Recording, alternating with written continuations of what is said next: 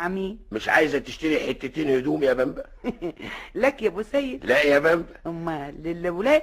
ليا ايه وولاد ايه؟ ليك انت يا بامبوز. معقول الكلام اللي بتقوله ده يا ابو سيد؟ اسم الله عليك، ده انت القرش ما بيطلعش من جيبك الا بخلق الضرس. انا يا بامبا؟ ايوه انت يا ابو سيد. ابدا يا بامبا، انا مادام معايا فلوس ما اتاخرش ابدا. جميل. والفلوس موجودة النهاردة؟ الحمد لله. طب يا اخويا لا يهمني ايدك على 50 جنيه قبل ما ترجع في كلامك. اتفضلي يا بامبا، اتفضلي يا ست. واسم الله عليك، هم كده بقى والبس عشان ننزل. مستني ايه؟ على فين؟ على وسط البلد يا اخويا، اشتري كل اللي نفسي فيه. قومي يا بامبا يلا.